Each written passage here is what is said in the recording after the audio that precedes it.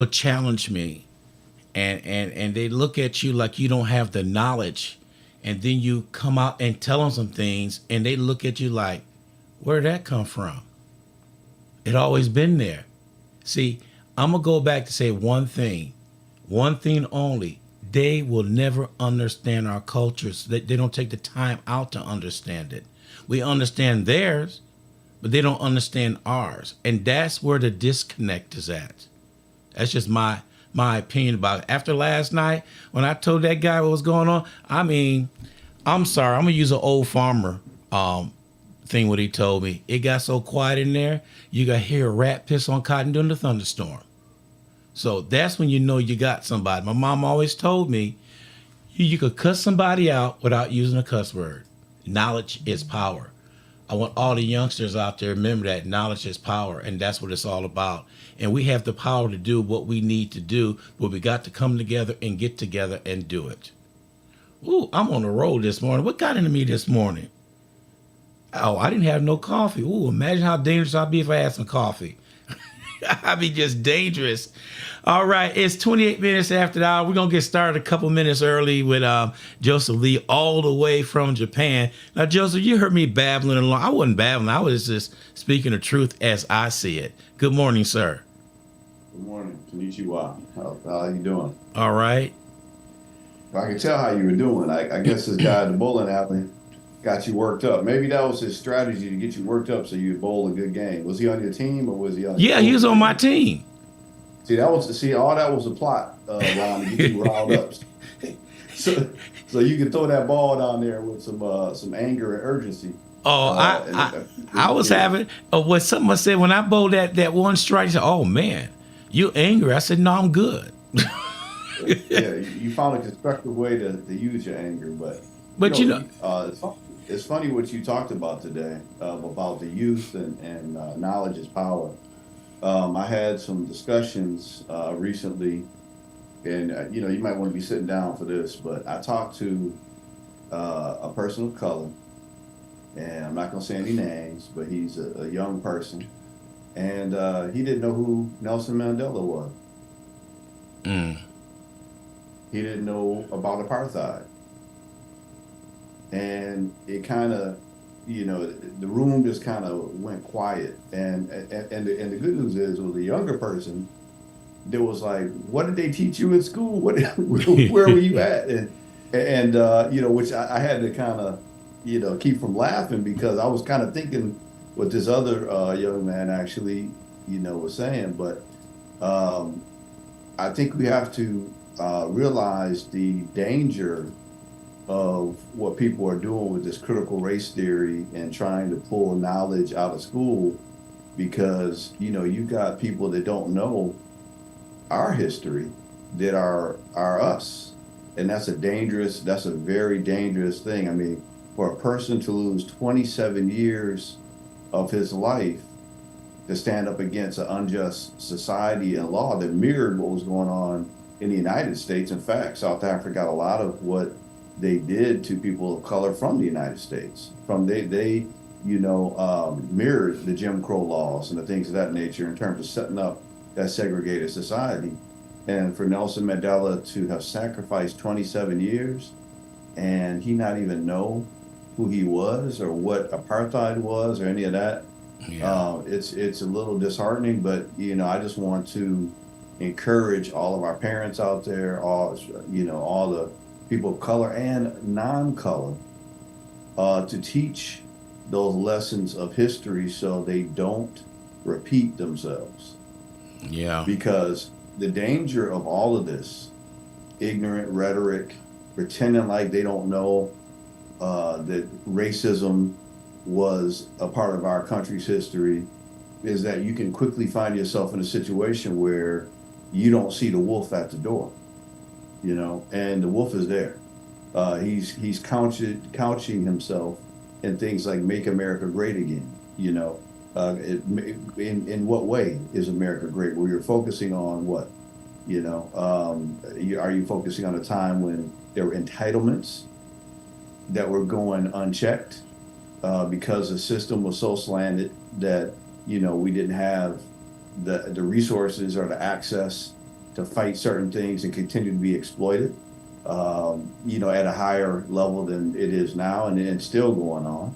But we have to know our history. We have to know the history of our country. We have to know the history of countries that are similar to ours, the plights of people in countries like South Africa, Australia. We need to know those histories, those stories, because there's an overarching um, enemy in oppression there. Yeah. And we have to be able to recognize it. We have to know the tactics of it. And I think that's why so many of us that are educated to history, and educated to politics and political science, obviously I think I said on the show, was my undergrad. So I see the alarm bells that are going off. But my mental health side is saying, we can't let anxiety overtake us, but we have to stay vigilant in the terms of educating people to what they are possibly being delusional about. That yes, there was racism pervasive in this country, and it's not going away just because you don't want to talk about it. It's not going away. You can't erase, what happened in the South and in the North, in terms of racism and racist practices and inequalities and all that type of stuff. And the more you try to hide it, the more you try to deny it. Not saying you can't move on from it, but you have to at least recognize what happened and how we still are fighting the new fight today. Yeah. With inequalities in schools and with employment inequities, and like look at what Taraji just came on saying, she's a before she had her, some people are calling it a breakdown, some people are calling it, whatever they want to call it. I called it, she was telling her story. She was telling, what we thought, and none of us thought until Taraji said what she said. And those of you that don't know what's going on, you can Google it, you can YouTube it. Taraji on the set or on the promotion of The Color Purple musical, which is a whole other discussion why they didn't advertise it as a musical. They advertised it as a rendition of a redoing of the previous Color Purple movie. Talked about horrific conditions that she had been enduring, where she had to fire her whole team after the Empire series. There wasn't the type of opportunities that she earned given to her. She wasn't earning the money that she knows people at her same level are earning. And this, and she said that she wasn't treated the way she should have been treated, having to get her own rides to the set, all that type of stuff. So we talk about inequities, and I think I guess Oprah got pulled into the fray there, but you got to understand something. This is what people got to understand about Oprah, right? Oprah's a billionaire, right? She's not fighting the same struggles that somebody that's a multimillionaire. A multimillionaire isn't fighting the same struggles as a multi-thousandaire. There you go. There's different levels to this to the fight, and and I kind of like when Oprah kind of defended herself and said, "Look, she said she was an advocate for Taraji once she heard about what was going on, but your people are supposed to work for you, that you hire to work for you. So her agent should have been making sure that she gets paid what she's supposed to be getting paid. And the other thing is how this thing is supposed to work is we have enough network opportunities. Like right now, we're talking to about close to 30,000 people, even though you don't see it on Facebook. With all these things combined, we're reaching out to about 30,000 people. Now, this is just one platform. There's thousands of other platforms. Now, what we could do is look at maybe some of these organizations. I'm just giving a template of what could happen. Some of the organizations that we know about, like the Urban League or NAACP, could connect with Hollywood and say, look, this is movie, everybody's being paid equitably. We should go out and support it. If they're not being paid equitably or they're not being treated fairly in advance, that gets out and we won't support it.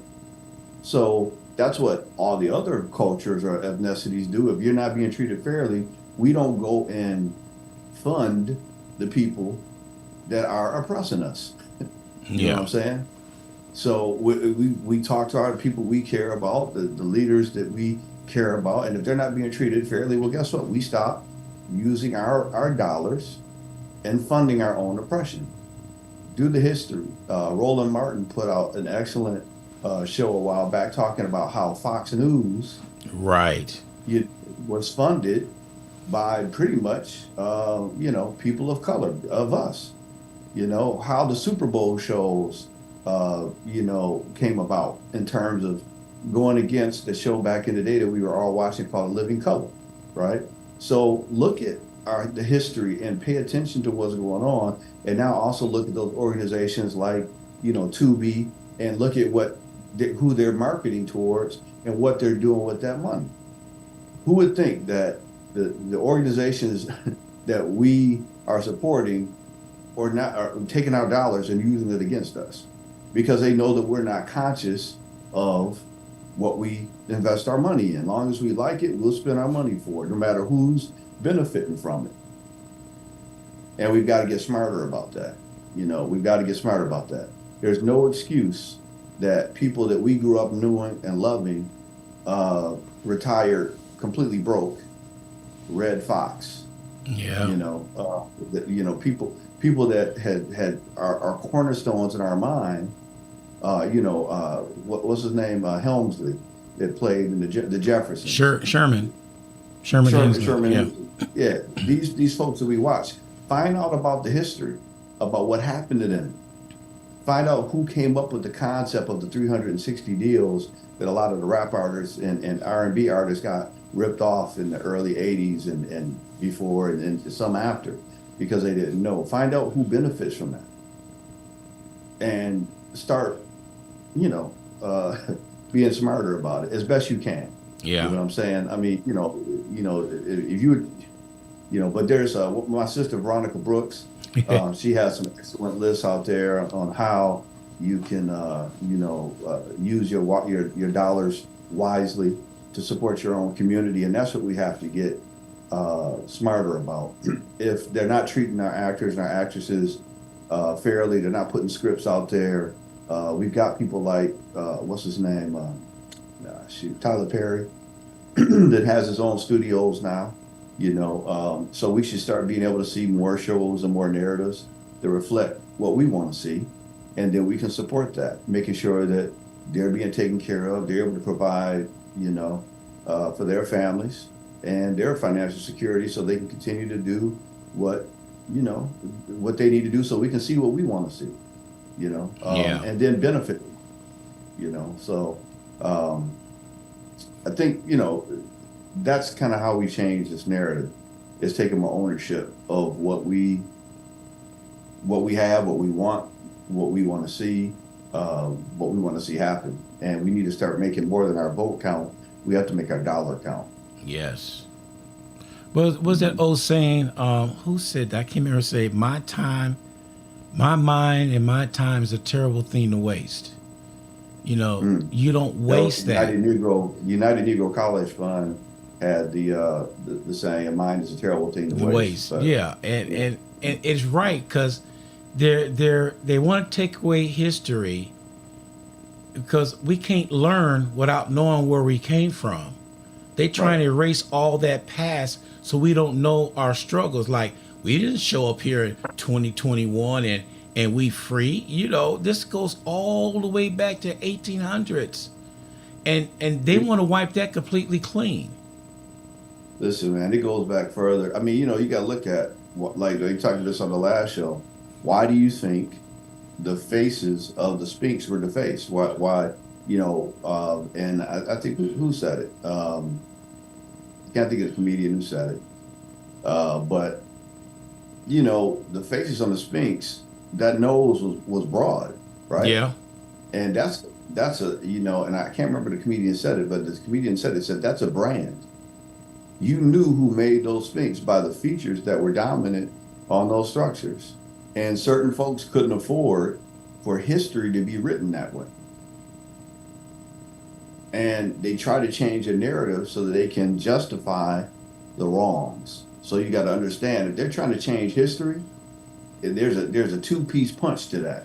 That's only the jab. Changing history so they can sweep a whole lot of things wrong under the rug. Now, isn't it ironic that when we start talking about reparations, they talk about erasing history or whitewashing it or saying that slavery, was what did that fool say down there? It was a Yeah, I'm gonna good, call him a fool. you Ron know, it was DeSantis. a good thing for us. Fool, saying that slavery, and actually he's not a fool. He's intentional with what he's doing. Okay, it's diabolical. It's not a fool. A fool doesn't know better. He knows what he's doing or trying to do, and he's trying to placate people and saying that there was some benefits to slavery. Yeah, it benefited not him, not us. It benefited somebody, all right, but it wasn't us, not in the way that he's trying to say. It benefited us by trying to create a class of people that were going to be constantly oppressed, constantly exploited. And that's really, if you look at Florida, look at, a lot of the areas in Florida, you're going to find that oppression all around Florida. Yeah. Now, even especially in the rural parts. Check out Marion County, down there by Ocala. I'm not talking about just Orlando. Take a look at some of those other areas down there. You would truly understand what Florida is, and it's the deep South, and it will show you what that's about. So take a look at it. One of the things that I've been able to do with the career I've had and traveling around and seeing the disparities, you know, and there's disparities in every area. You just have to know where to look and what to look at. Yeah. And usually it's us, black and brown, that there's some disparities. And why is it? It's not because all the time that we're not working for equality, we're not getting education and all that. It's just that sometimes there's glass and concrete ceilings in place by people that don't look like us and gatekeepers that look like us. And we need to get into that and talk about that, about how there are people that look like us that are worse than the other folks, that will see you with potential and say, "Uh-oh, I can't let you get ahead of me, or you might take some of my opportunities, Yes. or you might take some of the things off my table." We're one of the only people that don't understand how to elevate the next generation sometimes to do better, because so the community will do better. We're one of the first. We're one of the only people that will tear down our own community when we're mad at what somebody else is doing. So we're going to tear down our own community. It's a self-hatred. It's something that we got to learn how to get past. And one of the things I love about our family in San Antonio is we stick together, we grow together, we work together, and we uplift together. And that's what we got to continue to do. We got to take that and duplicate that, worldwide. So if it's about me, I'm not going to tear down another person's business. I just won't say Yeah. nothing at all, and I may not support it, but I'm not going to tear it down. But I am going to find another business that I do like, that is something that is doing some things for the community. I'm going to put some money into that, or I'm going to try to lift up, some other folks in whatever way I can, through letters of recommendation, through resources, through connections. It ain't all the time about money. You can Right. connect somebody with somebody else, and they can then go and prosper just because of your association. That's one of the things about the Impact collaboration team with Martha Rice and Tamara Spears and Craig Washington and Tomas Henderson and Dr. C and Jared Moore. All these folks, these are all people that are excellent in their field, and we're working together and we're creating synergy. I am just a little spread thin with what I'm doing right now, but Yeah. got things on the back burner and almost about to fall off the back of the stove. But as you can tell, there's a lot of mental health things going on around the world. So it's one of me, it's a million of them. Yeah. So it's just one of those things. So so I wanted to talk a little bit about mental health a little bit tonight. because there's some things that I think we need to address that's in kind of a critical state. Um, I think it's important. There's some things that we can do. Like this mental health thing is something that's very, very vague to people, and it doesn't have to be. One of the things you can do to really improve your mental health is to find just one person that you can confide in, one person that you can talk to in a time of need, and can help to, to help you deal with a situation, help you deal with situations, and then you need to be that for that other person as well. Right. So, if you just have one or two people, and generally you want to try to find some people that are positive. You don't want to find that person that every time you pick up the phone, you feel worse than when you called them in the first place. That's not the right person. You know what I'm Right. saying? It's the person that, they're positive. And then here's the thing. You need to match that energy at some point. You need to figure out how to be positive. And it doesn't mean that everything has to be going good in your life at that particular moment in time to be positive. But there's got to be something going on in your life that's positive.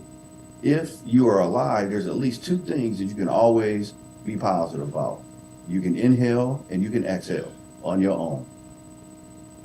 There's something positive, because I guarantee you there's some folks right now that are having a hard time doing that, right? So Yeah. find something to be positive about. The fact you opened your eyes up and that each day is an opportunity for you to change the things that you went through in the past, and you don't have to carry anything forward from the past that you don't want to. It's your choice to carry those things forward and how you look at them. So there was a song back in the day that one of my mentors was telling me about, and everybody knows this song. I think it goes, I want to go outside in the rain. Dramatics. The Dramatics. Yeah. Now, does everybody know the writer of that song? What happened to him? The person that Mm. wrote that song, I want to go outside in the rain. If you listen to those lyrics, what does may, it say? it may I sound want to go crazy, but I want to go outside. in the rain, Yeah. right? So they can't see him crying. Okay, so the song really could be um, a theme song for depression and relationships. The sad part, right? Now, what you got to understand is, unfortunately, the person who wrote that song actually died by suicide. Okay.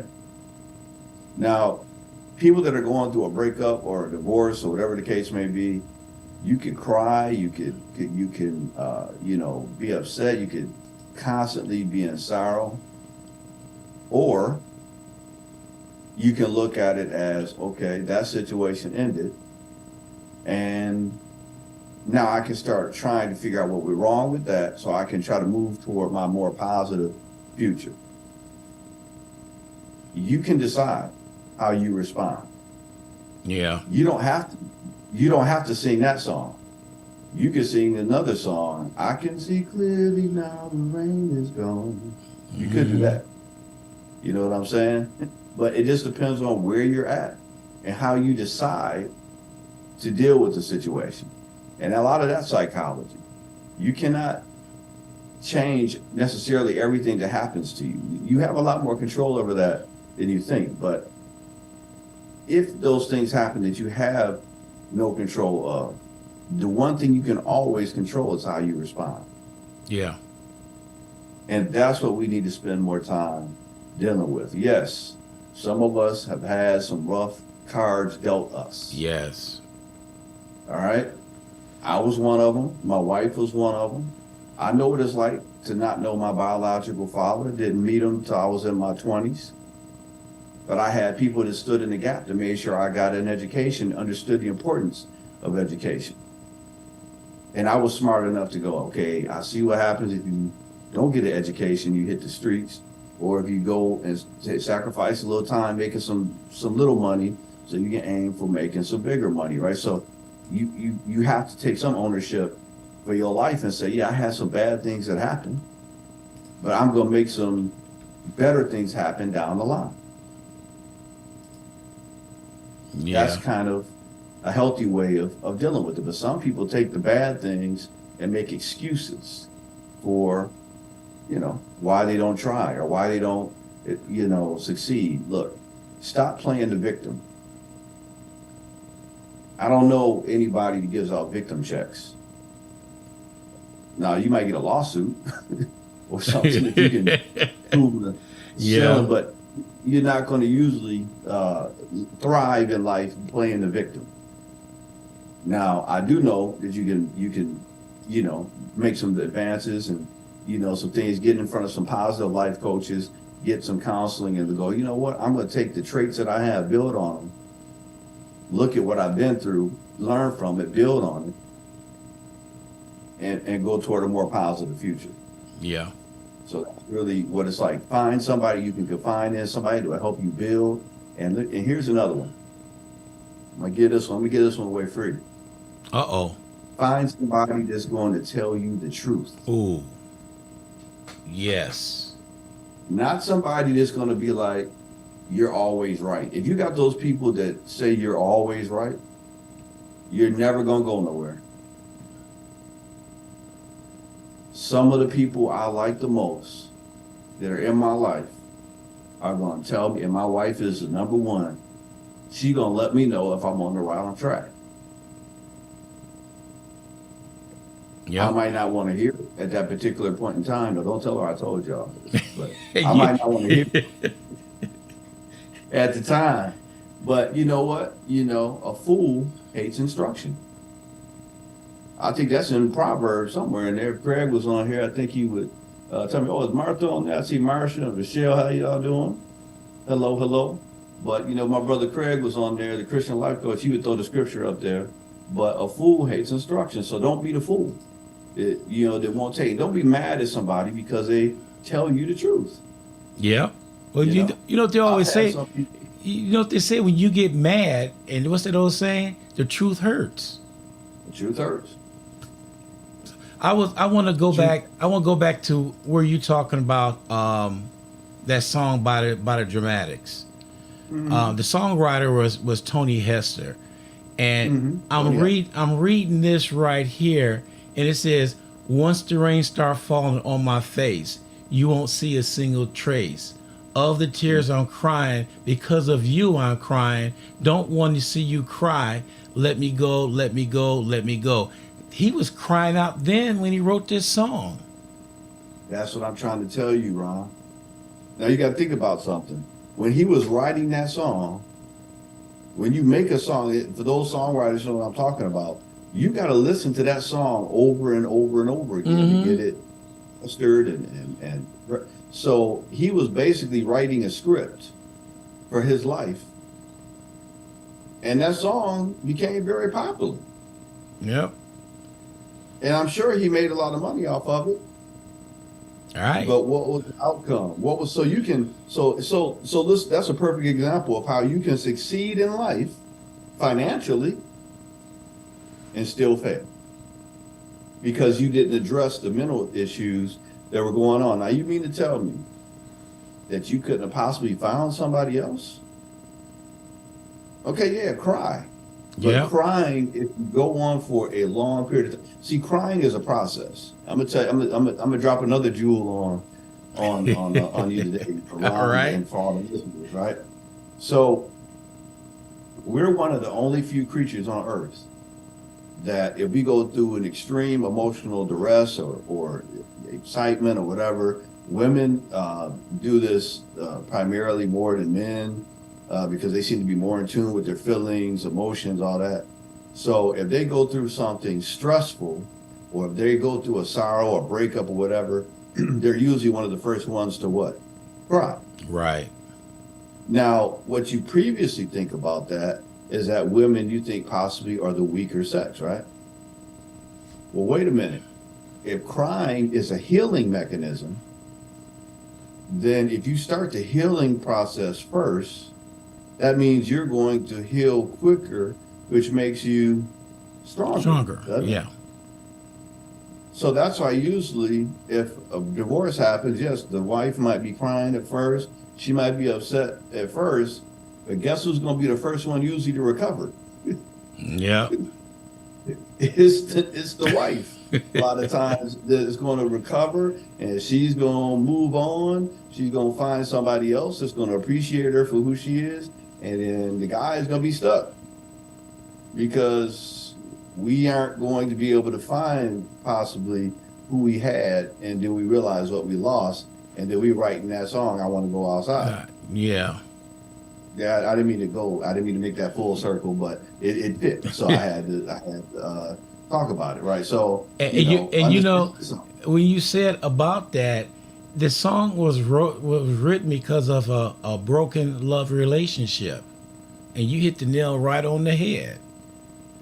You know. Sometimes I do that, Ron, and that's why I get a little money, to do this thing, right? Yeah. But it all is a cycle. So I could go into relationships real quick, and I just want to drop this out here.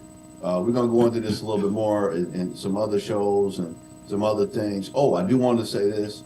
My brother Glenn, he got me on this thing called Fan Base. So for Yeah. those listeners who want to connect with me on that, it's you can go to Impact Hour on Fan Base, and you're gonna see quite a few folks come on there with me, and we're just gonna talk about things. Actually, you guys can interact and to bring up whatever you want to talk about, and we'll just have the open-ended mental health type things. Whatever you're going through within reason, long as it is not something that requires. Let me put that disclaimer out there right now. We are not diagnosing. This is not. I'm not being your therapist for 15, 20 minutes. No, this is Yeah. just for casual conversation, You know why? non-emergency, non-medical counseling. When you contact us, don't hey, if it's urgent, if you're feeling like harming yourself, call 911. 911. Do not call in any of the, don't call the Impact Hour. Don't get on the Impact Hour fan base with no emergency situations. We do not have any emergency personnel on standby to come by. So let me You put that know, out. why I'm laughing at that, don't you? When you Yeah, said I know that, why you laughing about because that. that thing we had up in Oklahoma that Hey, time. we ain't gonna talk about that. We are not gonna talk about that All right. situation. Maybe on one of the fan base. Yeah, well, So I'll jump on there one day and I'll bring it up, and cause it was funny. gosh, dog, man. It was fun. I said, Joseph, Man, that's for you. Yeah, but he know the reason why I was laughing I at that. almost called my attorney right after that conversation, boy. Like I Oh said, oh boy, Lord. it's something Yeah, else. so let me make sure we gonna have to put that disclaimer out there. We always ask for people to call in and all that, but Yeah. we're gonna have to put that disclaimer up there, soon now for somebody to call in. But anyway, so relationships. Um, one of the biggest things that I can say with I work with people in relationships is, and women I think do this more than men, is they end up dating the representative and they're in a relationship with the hopes and not the person. So let me make sure I clarify that. When a woman typically sees a man, she sees his potential. And a lot of times the men are pretty smooth at showing the representative, which matches, the potential. But then the potential is never realized, unfortunately, because the woman is investing in a return that's just not going to come. Yeah. All right. So stop dating the potential and date the reality. Now, it doesn't mean that, a person isn't trying to get on their feet or doing some things. But what's that saying I always end the show with? Your action speaks so loudly, I can't hear a word What you're you saying. saying? So if the words are all you're seeing, then when you're in a relationship, you got to pay attention to the actions. And you can apply that in a lot of different ways. If a person is abusive early in a relationship, you might want to go ahead and just pull that plug because it usually gets worse, doesn't get better. Now, if a person is willing to go get counseling, not just talk about it, but actually to go get counseling, you can see the improvement. And that, let's just be real, you're still going to have that little red flag in the back of your head. And you need to think about that before you have children, right? Yeah. Is this person going to be patient enough with your child? Is that person going to be able to deal with the stressors and the things in life that come along with having a family and, having bills and having struggles and dealing with that? So when you date, you need to be looking at those signs. How do they deal with stress? What is their family history like? What have they been exposed to? You got to be a detective a little bit when you're dating, not just because a person is attractive to you, not just because they're saying the right things, because, let's just be real. Guys, we're taught to have game, GAME. Hmm. So what is game? That means you're playing. You're playing a role, you're playing around, you're playing, to win. And what is winning is just, possibly getting what we want out of a situation. I'm talking about this is being real, getting what we want out of the situation, but not having to fulfill all the obligations that we need to fulfill, which is to be a protector, be a provider, be, a source of comfort and strength. Yeah. So if you're not getting that consistently, then you might need to look at what you're in, and that's just it. And don't fall for the hustle, don't fall for the potential. You are dating who you're dating, because there's a lot of people that are in long-term relationships and they've only dated the potential of a person, and that person realistically is possibly never going to meet that potential if they aren't motivated to do so. And how do you motivate somebody to be what they should be? They can only do that. I just got somebody that texted me from San Diego, Vivian. She Mhm. said, it's kind of funny, but it's probably the truth. She said, you could tell somebody if you have them drive in traffic, you see their reaction. You can also tell about somebody when you go to a restaurant and see their reaction with things, because she says the ugliness comes out especially in traffic on how they act. They get upset and just fly off the handle. She said she went out on a couple of dates one time that happened. She said they didn't go out anymore because she's seen right now the person was unstable in her eyes. But that does make a lot of Well, sense, because some people will get up to you see them in track. Oh man, they just, you can't control some of that stuff. Control the controllables. You know? yeah. Well, she's got a good point. She's got a good point there. And I'm gonna tell you another reason why that's important. I mean, if you live in places like, San Antonio, where one of our homes is, that road rage will get you killed. Yeah. You jump out that car in San Antonio, you might not make it back. And the person inside the car with you might not make it to where they're going either. So, that's a very valid comment from our caller or a writer in person who wrote in from Texter. San Diego. That's very valid. So you have to look at that. Now, me personally, I've had, I've had anger issues, and I guess one of the reasons I was a therapist. So there's things that I had to kind of get under control, and it's work. It's work when somebody cuts you off. And really, what gets me mad is when my family's in the car, my baby's in the car. Yeah. And somebody cuts me off, and you go to that protective fight or flight mode. But you got to understand something. That's even more reason to, calm down. Now, here in Japan, we don't have as many road rage incidents because there's some pretty strict laws. You can go to jail for road rage here, just for road rage. Mm.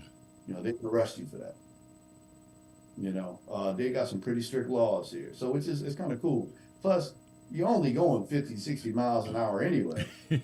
So you have to learn patience here in Japan, because Okinawa, because it could take you 30 minutes or it could take you 8 minutes, depending on the traffic, to go the same way. And they are not going to speed up for you. I don't even know. You better not have a heart attack in Japan. That's all I'm gonna tell you, because the ambulance is polite. They wait. The sirens is going. They'll just be sitting right next to you, like, aren't you supposed to be going somewhere? Yeah. The lights on. I told my wife, if I have a heart attack, just take me on to the hospital. Don't Yeah. just just get me on there, because by the time the ambulance get here, you might as well call the other truck, because they ain't gonna make it. You know what I'm saying? And we ain't too far from the hospital, but it's just a different society, right? But it's a very slower pace, and really, to be honest with you, we can learn a lot from that. Because really, if you're really thinking about it, what's the rush? What's the rush?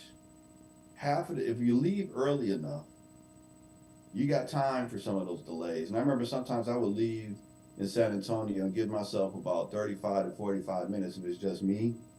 My wife usually had me in a shorter window for most things. And if we were late, I ain't gonna say it, but I'm saying it. It's because my wife said, "Oh, we got 20 minutes to make it to the other side of town. We're gonna be late."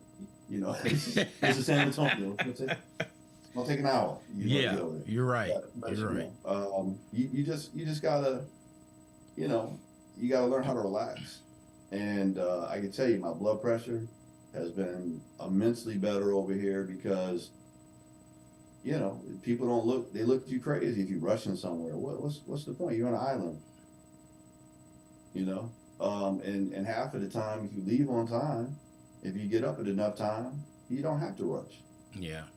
So slow your pace down. Stop trying to do so much. I guess so many things are on my back burner right now, because I keep signing up for different things that I want to do and projects that I want to do, and it's like that I'm in a place where the lifestyle is so laid back. It's kind of like I'm in this war with myself. Like, I want to do this, this, and this, but my life is saying, "Hey, do this," and that's it for the day. Yeah. You, but you can't do that. You know what I'm saying? So it's like this war of the Western work ethic versus the Okinawa. They call it the Oki way. They look at you like you Okie. crazy. Okie.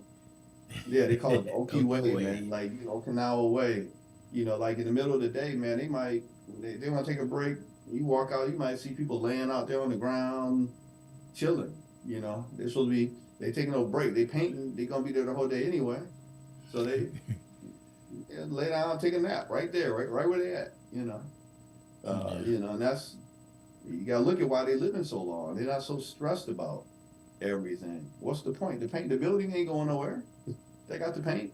They don't get it done today, they get it done tomorrow. It was just like Period. I read something, some post that's saying, if you die tomorrow, your job will replace you the next day. Sometimes you'll be replaced that day. Yeah. You got to think about it. So, what are we doing? Shout out to Craig Washington. I see he just came on there. One of the Impact team members as well is Martha Rice. So, shout out to those great assets to the team. But yeah, I mean, I really learned that, man. And I tell my wife that. I tell myself that. Look, everybody's replaceable Yeah. except to your family.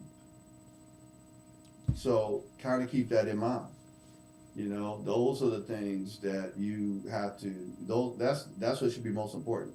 But make sure that whatever you do for your job, whatever you do for everybody else, you doing at least 2 to 3 times that for your family. And let them know Mm. that they're the priority. Yeah. And that's it. Let your job know that that's the priority. Every job I've had, every organization I belong to, I let them know my priority is my family. Obviously, I don't have to say my faith, because most of the organization I work with are friendly to my faith. Yeah. Or, if I can't really go into it, then I don't have to deny it. If you bring it up, I'm surely going to tell you I'm a Christian. So, and we don't want to talk about. They want to talk about the ways of, you know, um, progress. Now we've talked about mindfulness and spirituality being put into counseling. The evidence is there. in terms of who does better in situations when they have a mind, body, and spirit connection. Those people, hands down do better in healing, treatment methods, so, I have no problem telling what works for me, Yeah. and, feel free to try it. You know what I'm saying? That's what the word says, try me. Yep. So Try it. try Yeah. it, so I'll be more than happy to pass that on and get you to a Christian life coach that can help you, or a life coach, that can do that. Craig Washington is a Christian life coach. I'll refer you to him. You want life coaching, if you got some trauma things you got to work through, you can holler at me or one of the other therapists. Jared Moore got you can shout out to him. He's got a training that he's going to be doing. I'm going to get that information out to the team, so there could be some other training opportunities to talk to some mental health professionals, and he's got quite a few areas in mental health that he's going to be uh, talking about. So I'm going to try to get that on the show next week to kind of let you know what he'll be training on, and how you can see him. So he's Yeah. part of the impact team as well. So Yeah. just recently got his license to practice, and really proud of him. So, but yeah, man, it's some things I had to talk about, man. Like, I see people going through a lot, and one of the ways of combating some of these things we see with suicidal ideation, depression, is having just one person to confide in. With dating, look, take some time, get to know who you're dating. Don't just date the representative. Find out who the real person is. And there's ways of finding out, like our person in San Diego said, see how they respond in Yeah. stressful situations, because it's going to be a stressful situation at some point with you. Right. And if they are a road rager, they're going to be a rager in other areas possibly. You know, so that's real. Another thing too is, a person can only act for so long. That's true. The real person is going to come out. Typically, I'd say within 90 days, you're going to see some hints of who that person really is. If you can wait 90 days, to find who that person really is. Some show be way So before 90 days.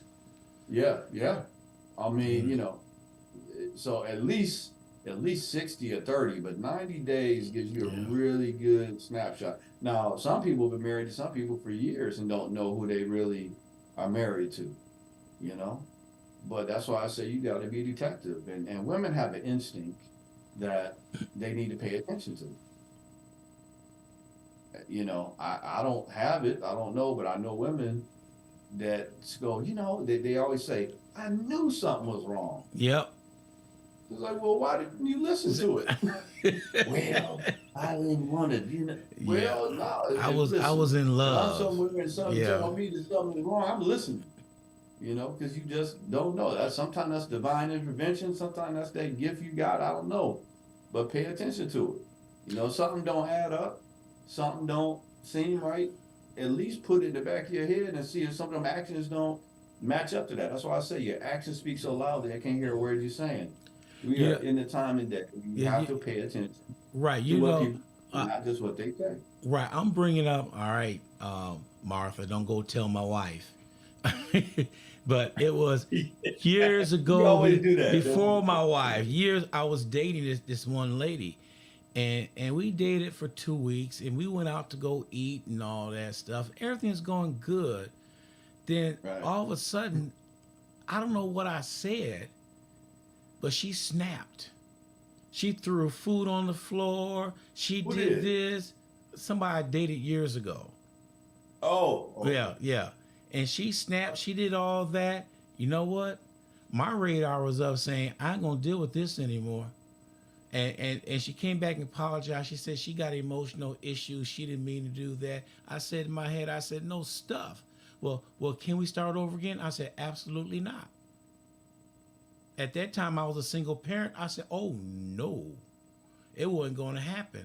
So Hmm. I get what you're talking about. You got to see those signs and don't be blinded by other stuff. I seen that sign. I walked away. I said no. Listen, people have sat in my office or one of the offices I was at And they when in talking about what they have been through, you can see that look over their face where they go, I don't really need to talk to you no more. I brought this on myself. And I'm like, yeah, cash check a charge. Yeah, Yeah, there you go. Pay so, me. yeah, yeah. I don't have to do much. You now you know what to well now. How do I get out of it? The same way you got in it. There was a door that you walked in. Now it's a door you can walk out. Leave. But how come it's always so hard for them to walk out that door? Is it the Well, excuses they bring up, or what is it? Is they feel obligated? It's got to be they something. feel it's a false sense of obligation. A lot of times, it's the shame and embarrassment, ego. You would be surprised, Rhonda, how many women stay in relationships because their ego won't allow them to leave. And let me explain that. They can't believe that they allowed themselves to be treated badly by this person that they were trying to help as their project to make them, you know. So then it gets reversed that they now get low self-esteem and start questioning themselves because this person that they thought they were going to upgrade has now downgraded them and berated them so that they think that they're in a lower stature. It's like a mind game. And their Yeah, ego is like, well, I'm all that. So I should have been able to, get this person to, you know, correct themselves. But what they don't understand is a person has mental illness. They may have got some unresolved issues and they were broken when you got them. So you're not going to be able to fix. Look, a trained professional can't fix anybody. We can give you the tools to help you fix yourself, but you got to be motivated to. And it's crazy. It's like watching some people. The reason their significant others aren't fixing themselves is because they're sitting there enabling that same person to stay broken. yeah, So that's why they can't leave because they know they care about that person more than that person really knows to care for themselves. And they know if they leave, that person is going to fall apart. But that's what they need to do sometime for them to become what they should have been in the first place or what they were waiting for. You can't ever really fully learn to walk if you're always on crutches. So there it is. yeah. Ooh. Yeah. We got another one right here. This one is from my hometown, Chicago area. Well, Waukegan, Illinois, to be exact. Lady stated that she dated this guy for a week, and she had a child. He already wanted to discipline the child, and she said, "Oh no, that's not going to happen. You just can't come in my life and just take over. It's not working out like that." She said it took 2 months to get rid of this guy. 2 months. Had to get a restraining order and everything. And she says she is very cautious now on who she dates. Well, I have so many questions, Ron, with that scenario. It sounds face value like um, that shouldn't have happened, right? Yeah. That this person should not have done that. A couple of things. Number one, what was the child doing? All right. So what was the child doing that required the discipline? Right. Number two, how long was the dating period before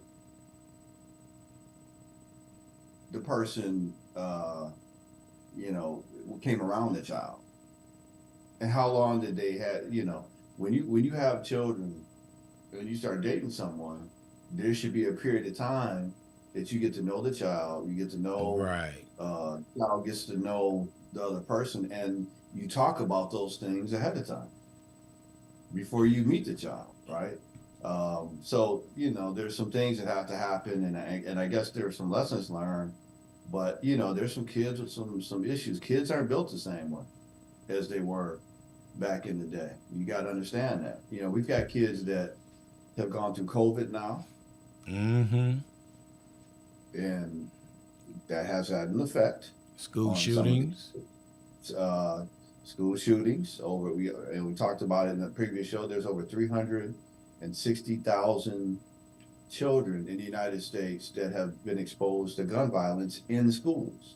Now we're not even, that's just in schools. That's not talking about in the communities and all that and other forms of violence, but there's so many things, that are different about these kids now and social skills and things of that nature that were just different than, even just a generation or two ago. So you got to look at it. The dating thing is serious. You need to have some ground rules. When you talk about bringing somebody around your child, just because you're interested in the person, the child was like, who is this? What roles, and you got to understand things about childhood development. If it's a boy, um, he's going to be protective of his mother. If it's a girl, she's going to be, possibly even if the father was a worthless, in a sense, father, she's still going to have some affinity possibly for that father. That's just how it works. And it's going to take a while to introduce a new person, to that scenario.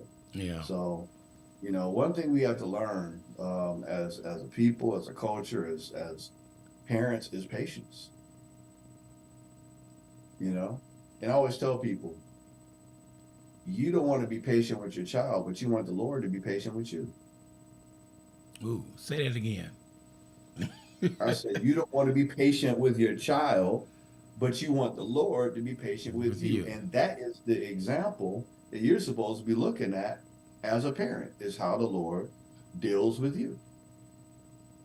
Right? So, that's why it's good when I can do Christian counseling, because I got a lot of great examples in how you're supposed to parent. It doesn't mean, and spirit of rod spoil the child, right? When you Yeah. say rod of discipline, some people think that's a literal rod, but the rod of discipline is actually instruction. Now, if I just beat somebody, is that instruction? What did they do to slaves?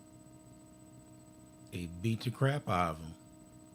Is that instruction or was that oppression? But we know which And one it was was. Okay, so yeah, I wasn't really asking, you Yeah, know what I'm but saying? It yeah. was so yeah, I'm not saying that, a spanking is not required sometimes, but I'd much rather instruct my child than beat on my child, and then if I instruct my child well enough with the rod of discipline, and discipline, understanding what discipline is, not just beating, then I don't have to worry about them getting in a position where they have to be beat, on the street by somebody I know doesn't love them, the police department. Yeah. So, you got to understand that, and knowing how to reason, or how to know when to be quiet and respect authority. And sometimes that takes, kids want to push back, but you got to know how to do discipline. Now, see, here's the thing. Here's where a lot of parents, I'm gonna give some other advice on parenting, right? This might hurt some people. I don't know, Ron. They might get mad about this, but I don't care. Go for I it. don't get paid. I don't get paid to placate. I get paid to tell the truth. Stop trying to discipline and tell your child different things than what you're demonstrating. If you don't have discipline, if you don't have impulse control, if you don't know how to stop running your mouth, what makes you think your child is going to know how to do those things? You've given them the script. So when you see your mini me walking around, how are you gonna be mad at mini me? Where did you think he got it from? Yep. I don't know where he got it from. I play back the tape and they're like, oh yeah, okay. There's me. You got it from you. Yeah. Or maybe you got it from somebody at school, whatever it may be. But there used to be this old saying that we used to hear back in the day: "Do as I say, not as I I do." do. That's not how that works. Because trust me, they doing as you do when you ain't looking. And sometimes when you are looking. Yep. Because that's the script you've given them. And You then know, you wonder why your child's not listening. Do you listen or do you just tell? did you brought up a point? There's one commercial years ago where the father catches his son smoking weed, and the father asked, "Where do you get this from? Where do you get this from?" The little boy said, "From you, Dad. Oh, yeah. From you." He found his stance. Yep. He found his stance. But then what do you say then? What can you say? Do as I say, not as I I do. do. Yeah, exactly.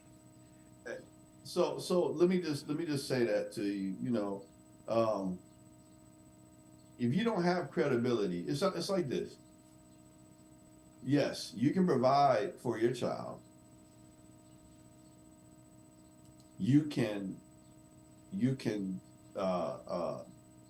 be a good provider, but if you're not a good example, all you've done is put a house over a child's head and you're giving them an example of what's important and what's not important, and their values you're also instilling.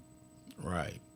So it's rough. I mean, when I have to look at, when Sydney, she's, you've been around my daughter and she talks to you, good Lord, Oh, she's she a, will let you know she's on that you aren't half as smart as you think you are. she's on You know what I'm she's saying? on a level that she can sit down and discuss with the best. And she got it honestly from her mama. No, I'm just playing. She All got right, it honestly. don't have me call.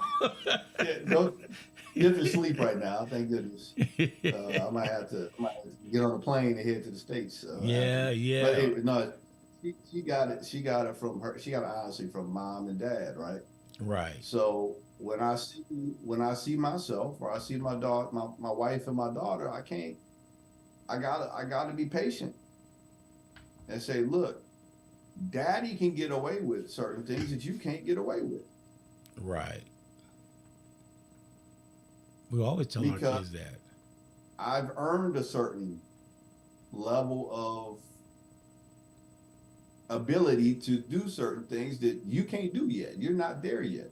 So when you're talking to an adult, you need to demonstrate some respect. I don't care if that person is somebody that gets on your nerves. You better say, hello, yes, sir, or yes, ma'am, How or, you speak, doing? Yeah. how you, something, you know what I'm saying? If because I even do that. So how you got more privileges than me? When I walk in, I still gotta, act a certain way. So, now my daughter, because of this COVID generation, they don't sometimes have the social bearings that other kids have because they've had to just sit in front of a computer. And if you watch these kids that sat in front of a computer during COVID, they didn't have to interact. So if my daughter has gotten to the point and know that she really doesn't need to say anything, she may not say something. Doesn't mean but don't take that as she's not listening Yeah. because she's listening. Yeah. Tell me about Uh, that. Yeah. but so you got to be careful about that too as a parent. Just because your son or daughter may not be engaged with you the way we used to be engaged, we used to have to look at me when I'm talking to you. Oh You yeah. know, yeah, remember that? Mm-hmm. They may be looking at their iPad, whatever you done gave them or whatever, but don't think for 1 second. Because I've been talking and I forgot my daughter was in the room, and then she come back and ask me something. I'm like, oh Lord, she was paying attention to something she shouldn't have been. And then I remember I had to kick my daughter away from my office one time because she was sitting out there. I thought she was watching the news and I was briefing something to something that, it wasn't any confidential information for people to start saying that, but it was not something that she needed to be paying attention to. Right. And she was like, Dad, you deal with a lot of stuff. And I'm like, thought you were in here listening to big stuffing. No, Yeah. you better get on over there and pay attention to that. You know what I'm saying? But these kids are paying attention. They are on another level and they're exposed to so much Yeah. You know, when you think they're watching cat videos, remember there's commercials and things in between those videos and those what do you call it when you scroll? They're getting you got to pay attention to what they're scrolling Yeah. because they work some stuff in there that maybe you don't really want your child seeing, and you know you got to pay attention. So technology, if we're gonna start this thing, um, that you know being transparent, and hopefully some parents could maybe take advantage of it. Some people don't allow their children to have electronic devices. All that we've chosen to give our child electronic devices, but we monitor closely. But we're going to modify that down to technology Tuesday and Thursday. She's only going to get an hour Tuesday and Thursday, and we're going to monitor. Obviously, continue to monitor what she's on. But my daughter she loves architecture. She likes to design things and all that. And I don't want to take that from her, but I am going to limit some of the other things and whatnot because I want her to interact and go old school, break out the old fashioned books, Yeah. read, you know, do some of those other things. I know I'm old school, but you know, took her to the library and she fell in love. And if you can get your child to fall in love with reading and some of those old school things that we you know had to do, the studies are out there. You know that it will really help your child because you know, books and reading, it does some different things in terms of helping to develop your mind, your concentration skills, all that type of stuff, versus just constantly watching the screen feed you all the information instead of your Yeah. brain having to create, you know, the scenarios and the pictures and the imagery in your mind. So, you know, encourage everybody to take your child to a library Yeah. and see what's there. Like some of these libraries now have innovation areas where you have 3D printers and all kind of Mm-hmm. amazing things. And if you haven't been to a library in a while, go check it out. Yeah. You know, you paying for them anyway half the time with your tax Right. dollars. Take advantage of it. You know, when we were growing up, when you were talking about that, one game I used to watch my parents and grandparents play was Scrabble. Yeah, That taught you how to spell, and that's right. they'll challenge you on the word that's on there. And I Yeah, I remember yeah. one time somebody spelled Ithaca. My mom jumped up saying, "No such thing as Ithaca." She said, "Yes, it's Ithaca, New York." No, it's not. I challenged that. Looked it up, and there it was, Ithaca, New York. And the reason Who why, put it down? Put that down? huh? Not me. Who put it down? It wasn't My you? auntie, Okay. my auntie. And so what it was at that time, if people don't realize, we was in that nuclear state that we didn't know if Russia's gonna bomb us. And Ithaca, New York, was one of the fallout shelters for people to go to. Okay. And I said Ithaca. So I turned around and played Scrabble with somebody and put Ithaca down. So so I said, "Oh, don't even go there." Yes, it is. So, but Scrabble Yeah, taught us how to spell. It taught us the definition of words. And my mama always say, if you use a big word, you better know what it means. You just can't jump yeah. off How and many you. times do you have to go to the dictionary? Oh man! And back then we had, and if you had encyclopedias in your house, you was high time. That was Yeah, everything man. was right there. Yeah, you know, see, we telling our age now, Ron, but I Yeah. remember I felt like I knew every man. I had access to all the information with them encyclopedias we had in our house, man. I would just open up the encyclopedia and look at, you know, Mm-hmm. that was a source of wisdom. I could just anything I wanted to look up, I could open up a It's book, right there. go to ease or you know, whatever, and look up what anything with an E, you know, and I could look it up, you know, whatever. So doesn't just you know now everybody don't understand they got this phone and they think they can find everything out with that phone and now we got this thing called AI. Oh, I don't know you know that chat what is it called chat AI or whatever. yeah. It's a scary thing, man. It's now I admit now I got to see what this thing was about and I typed in some things. I was like, oh, that's cool. It's good to, you know, use that as a reference tool to kind of get some general background information. But then you can go on and get some more information from it. But it's scary that that thing will actually write letters for you and all kind of stuff. Yep. And I was like, man, yeah, it's Isn't that called crazy? AI chat. Yeah. Isn't Yeah. that So, crazy? but I tried the voice recognition. I was seeing how good it was. So I recorded my voice, put it on there, and I typed something out. Typed it out, and I hit it, and went through the process, and then it came back. Joseph, that was things almost dead on the way I was talking.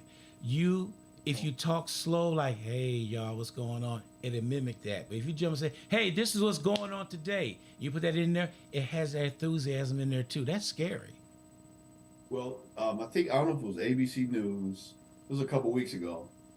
Um, but they had ABC News came on and they were doing a segment on artificial intelligence. Then it stopped, and then the real person came on with the same set and everything, and it was identical. It said everything you just saw was artificial. Mm, Made my head hurt that's scary. because, but what that told me is anything we see on TV can be generated. Yeah. That can be politicians, and then he showed how some politicians were mimicked.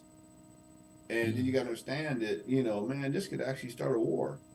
This could actually start, an issue. You know what I'm saying? yeah.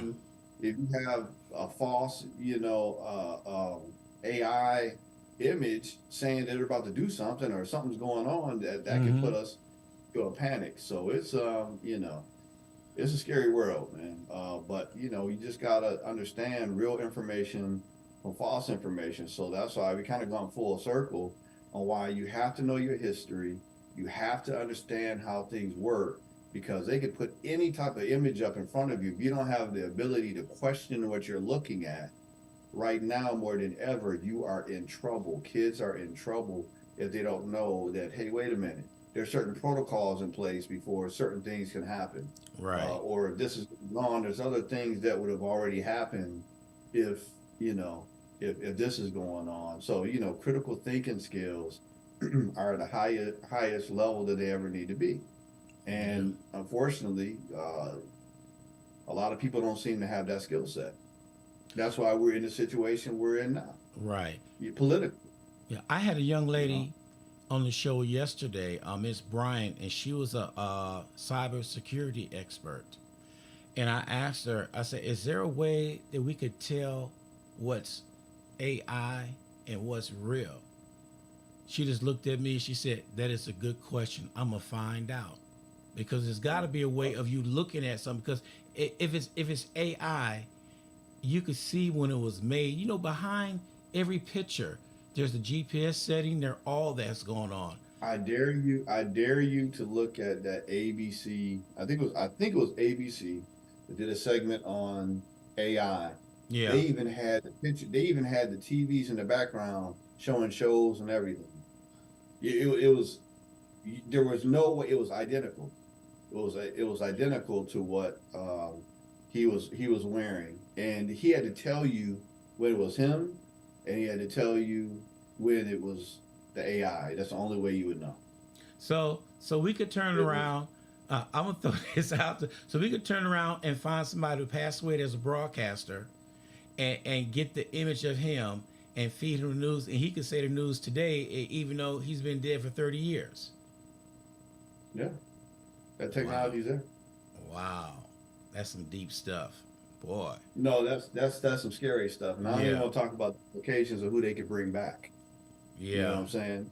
And what they could say, you know what I'm saying? But all I can tell you is, be mindful, know your history, read some books yeah, of what's out there. Also, hey, I gotta give a shout out to Craig. I know we talked about the church hurt part four, coming out, and so Craig is working on putting some things together. I got some things that I'm going to bring up about that as well. Continue on with that next segment, and obviously some options. I don't want to bring up the situation without bringing up some healing options yeah, for it. So that's coming down the pike. We've got some other life coaches and folks and want to hear from the people, man. If you want to see something, If you want to hear about something, something going on with kids, relationships, whatever, continue to write in and ask questions, and we'll get the appropriate folks for you. Remember, we're on fan base now as well. Impact Hour, go ahead and connect to that. And I'll be dropping them there on the weekend sometimes, and I'll have a guest come on there with me. And you just never know who's gonna be on there, what mess we gonna talk about. Yeah. It's gonna be a little different. But we are gonna have that disclaimer.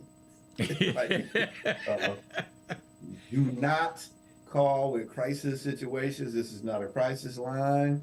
Call No, 911 man. or your local authority. We are not diagnosing, we're not treating, or we're not dealing with any crisis situations, just general conversations. Or Well, I'm about to have Ron go out there and help you out. what if when y'all see Joseph in person, just say Oklahoma. I don't say it. Nah, I'm gonna Uh, call uh, 911. I'm gonna call the security. one day we'll sit down and we'll discuss that what we're talking about, because a lot of people don't. You know what? Speaking about that, I'm trying to find the round table that we had years. It was years ago, and when I Mhm. set Joseph up, I'm not gonna lie to you. I set him up about what a cult is, and You did. and That that's wasn't a round table. That was just a show. okay. And so we were Out talking, around table. and I said something. He gave me the definition of a cult. And at that time, I said, well, isn't that Trump? And I think we were, he said, ain't no we, it was me. But I said it then, and now they're saying it now. Mhm. And it's Yeah. funny. I'm trying to go back on some of my old shows to bring that up, but that's a lot of hours of listening to stuff. I've been starting doing it though, because I'm putting some stuff together, but it just shows how we were on the forefront of things, what was going on, and we seen what was going to happen down the line, and it's happening. And it's just us Yeah. just talking. Yeah. Well, we've had a lot of people, come right in, and I remember you telling me about some of the people that I've been in your circle saying that, man, I never thought about that way or whatever. Hmm. And I know me and you both kind of got frustrated after a while because, like, man, we said that like 8 months ago, 7 months. Now y'all just now like y'all, but at the same time, I think one of the things you got to understand, before we get ready to get off here, we've gone over a little bit, but we brought up a lot of topics, but um I think we're at a point right now we got to understand that a lot of people don't want to hear reason right now. Yeah. I mean, and when I get to that point therapeutically where I can kind of present it or give them the picture and they don't want to see the facts, then I'm kind of wasting my time. And that's one of the times that I kind of, I will fire myself from a situation. So if you hear me, I've really changed. I don't talk too much about politics at this point because there's really nothing new that I can tell you at this point. You already know, and people are so entrenched with what they believe, it's going to take a lot of shock at this point to get people to get outside of their own tribal thinking and all that type of stuff. So what I have to say is now we just have to wait and see, embrace. If we can continue to Yeah. kind of talk about the narrative every once in a while, we'll talk about different things, but people now are entrenched in what they believe because now it gets to a point where you've believed it so long, they wasn't going to say to me if I have to, then say I was wrong. Yeah. And some people never admit to that. You know what I mean? So we've had an open forum for a long time for people to kind of write in or bring a comment in. And people, the thing is, if you know you're going to be challenged, you have to bring facts and you have to bring more than just your opinion. Right. Then they don't normally come to that forum because they don't want to be challenged. It's called cognitive dissonance. You don't want to believe something different than what you want to believe because it's going to cause you pain or mentally. Like I've been wrong all this time, and my Yeah. grandfather was wrong, my great grandfather. So I've been living a lie. Yeah. Hey, Malcolm X said it best. You can only give folks so much truth at a time. Yeah. and that's it. So I don't know how much truth do you want?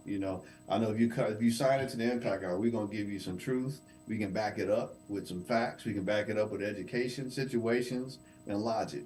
That's what we're gonna try to do. And if you want that, but you know what? That's not as popular as sensationalism and feeding people what they want to hear. Yeah. Exactly. So But hey, well. that's not what necessarily I get paid for. So, or Okay. nobody I work with gets paid for. Oh, Well, you, we get paid to treat the outcome of that. You know what I mean? yeah. See, So see, you getting that's it. bad as Martha now going over because Martha surpassed you going over now on her shows. I gotta stop. I can't beat Martha. Let me stop. Martha gonna say, "I That's know it. y'all talking about me. Yeah, right in front of you. We're not hiding." No, we ain't hiding. We ain't hiding. Nah, we ain't but hiding. but But like you hey, I said, enjoyed myself. I was gonna say, Go ahead. like you said, we challenge people to come on. The phone numbers out there, and some of them would chime on after the show. I said, chime on during the show. Don't wait Yeah. till Come on. afterward. So I'm gonna push it very hard from now on. Call in or texting. Like a few people did text today, but they're not Mhm. challenging. They're giving their opinion about what's going on in their life, which is good because we want to hear their feedback too. But if you want to challenge anything Everybody. that we said, feel free. We're right here for you. We have nothing to hide. And look, but just know I got about 4 or 5 screens behind me. So I can pull up all kind of quotes, information, and all that. So if you're gonna come to the battlefield, matter of fact, we need to have a battlefield segment. Open it up and see whoever want to bring a debate topic, a counter argument, Yeah, bring it.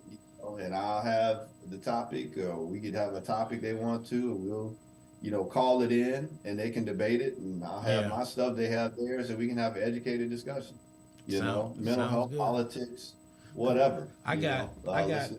I have 5 screens in my office. And the 2 computers. I just roll around here. My wife Yeah. watched me roll from one side to the other. She said, "Well, how come you don't have it over there?" I said, "Because I got it over here." But why? I said, "This is not a question and answer session. I do what I do, and this is what I do." She just look at me. She just look at me and shake her head, just walk out. Hey, but Martha motivated me. She got that big Star Oh Trek yeah, screen to fill up the whole, man. so I had, they don't have one. I couldn't find one in Japan. So mine is about almost half the size of Martha's screen. But when I get back to the States, boy, I'm coming back. If I got to bring a whole other suitcase, I'm gonna get one of I tell you, them screens. I And told Martha Mark. better not let me, I told her she gonna come in the office one day. It's gonna be gone. I said either me or Joseph gonna we're have gonna it. be going. We're gonna share it. I'm gonna have it in Japan for 6 months. So Martha, you know who got your screen if you come in your Yeah, office. but please give us the One day. information where you got that screen from. That would Yeah, be I'm nice. gonna switch mine out with hers. Yeah, so don't be holding out over there. she That's probably it. she probably saying we don't lost our mind, but Pretty okay. much, pretty much. But hey, All look, right, hey, brother. at least I'll bill myself for hours and get mine back. And I'll give Okay. you a discount. All right. All right. All right. Hey, yeah, your actions speak so loudly. Hey, I can't hear a word you're saying. You know what I'm saying? That's how we got to end it. Actually, your actions always do. I'm telling you, man. Ron, happy birthday. Keep celebrating. I'm proud of you, brother. You definitely walk it like you talk it. I meant it when I said it, and I Yes. said it, and you know what I mean. So, it's definitely cool to be a part of the brotherhood that we have, the San Antonio family, and tell Glenn, the only thing, man, he just should have been in the army. He'd have been all right, But he's a good guy. We all can't, operate on land. Some of us just got to be in the sea, I guess. I don't know. Well, But they're on cloud 9 right now, Doctor I know they Brooks are. and Glenn, because Les Brown Les is in Brown. town. Yeah. Yeah, Les Brown is in town. So yeah, I know they're hanging out. And if I was there, I'd probably get to hang out with the great Les Brown. But Yes. hey, we all can't be blessed right now, to be there. I'll just have to enjoy Okinawa and see the pictures. I saw Veronica with Les, and You know, now I know why Glenn ain't picking up the phone. He hanging out with the big wigs Yeah. now. So, I didn't bother you dial know, his number because I know I wasn't gonna get through. I said I'll leave yeah, it keep alone. harassing him. I think I'm gonna Yeah. call. What time is it there now? I'm gonna wait till 4 o'clock in the morning, then I'm gonna call him. There you Like go. There you go. that's what I'm gonna do. You So let call me him quit at playing, you call man. him at 4. I call him at 5. Okay, bet we're gonna do that. All right, man. I appreciate it. All right, bro. All right. Peace. Talk to you soon. God All bless. right. Okay, bye bye. Bye. All right, everybody. That was Joseph Lee right there with Impact Hour. Oh man, we had a lot we went over, and Martha, we was just picking on you because we can, because that's what we do here. You know, it doesn't matter, but it does matter. But we appreciate Joseph all the way from Japan chiming in every Wednesday morning. He's right here every Wednesday morning, and just doing things. I want to let everybody know that February 10th at 2 p.m. It's the 9th annual Black History for Children book exhibit. It's taking place at 3455 Martin Luther King Drive here in San Antonio, Texas. That's from 2 p.m. to 3 p.m. So let's get on out there. There are free Black History books for children in attendance while supply lasts, because tomorrow starts off Black History. So we definitely want everybody to chime in and to get out there and do your thing, because there's a lot. There's a lot with Black History. They're trying to take the history away. We cannot allow that, everybody. We have to keep on doing what we're doing. They still show up for karaoke. Oh, okay, for Cheryl. Got some comments on it from Martha Rice, Craig Washington. Who else is on there? Sandra, Sharon. Golly, just everybody. Of course, we got Vivian out there in San Diego who chimed in. We appreciate that. So let me see. Let's get back with some more music, and we definitely got to get things going here in good old San Antonio, Texas. So I am just going to get out of where that song come from. Oh, that just came out of nowhere. So we can ready. We're not getting out of here. We're just gonna play some more music. What I need to do is make